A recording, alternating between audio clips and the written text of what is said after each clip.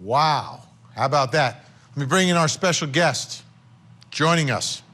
Oh, let me show you, before we bring her in, just want to show you what the deal was here. Kayla's plea deal. Take a look. She was facing 3.5 to 7 years. First charge was reduced by 18 months. The second charge was wiped. The new range was 3 to 5.5 years, and she's now set to be released in May. Okay. Now let me bring in our special guest in Los Angeles, board-certified forensic psychiatrist, trial expert, witness, and columnist, Dr. Carol Lieberman. Dr. Lieberman, what are your thoughts? What is her life going to look like when she walks out of there in May? Well, I think she is too fragile to be let out. You know, aside from the legalities of it all, you know, really, before I watched her parole hearing, I was thinking, oh, she doesn't deserve to be let out, you know, after such a short time, after what she did. But watching her, I mean, she seemed like childlike. It was like a little toddler in her pajamas, you know. She is not really, you know, you can tell that she has benefited somewhat from therapy and the programs that they have and so on, but not enough to be able to go out into the world. She's doesn't really have very much support. It doesn't seem like her mother is very supportive. You know, she doesn't know if she's keeping her away from her own children and so on.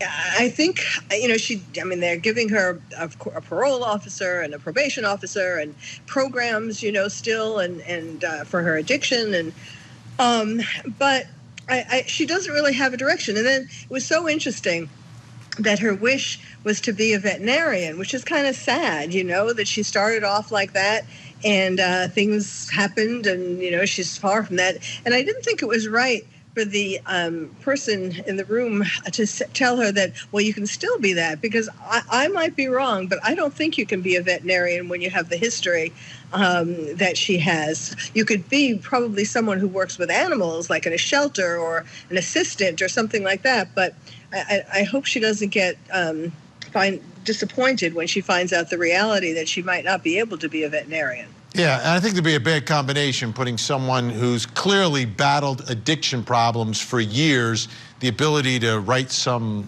sort of prescription. I mean, that's, yes. I just don't think that's going to happen. Would you expect her to end up in our system of justice again? Unfortunately, yes. I think she has good intentions. I don't think she was, you know, lying or that she, you know, wants to go back to a life like the life that she had. But the thing that was really striking throughout the whole probation hearing was how frightened she was. So many times she brought out about how she needs to be safe. She wants to be safe. You know, for example, she talked about being in a sober living home when she gets out, you know, which is a good idea, certainly. But she said, not just any sober living home. I want to be one where I can be safe. So, you know, I think, first of all, that she's afraid of what Adam, you know, could have people do to her on the outside, because, you know, of course, it was largely because of her that he was found guilty. But I think her fear of being safe, I mean, of course, then she was also an abused woman through Adam and so on, and maybe previous men.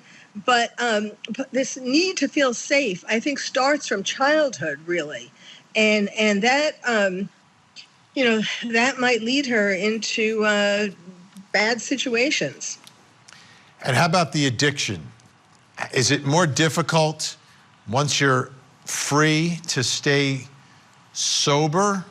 Is it, how much control do you think she needs in her life to stay sober and not fall back into that world that she clearly was in? Yes, I think she needs more than she's going to have. You know, I think that she needs to be more in a jail or in a, I mean, a sober living home isn't like a jail. I mean, you're not, there are varieties, but in general, you know, you're not locked in. And so she needs more support like that. She needs more inpatient, you know, ideally it would be like a psychiatric hospital where she's an inpatient and gets more therapy and so on to go out into the world in a stronger way. And finally, we have about 20 seconds here. What about her seeing her 4 children? Well, I think she should be allowed to see them when she, when she if she stays sober. I think it's really, that's certainly something that is weighing on her, stressing her out, not being able to see them. Of course, it was strange that she said, I mean, she didn't even try really to communicate. She was afraid her mother was going to say no or whatever. But I think she's missing the maternal gene, having all these children, but missing, including with Harmony, missing enough maternal feelings. Dr. Carol Lieberman, great to have you on. Thank you so much. We'll see you again very, very soon. All right, folks.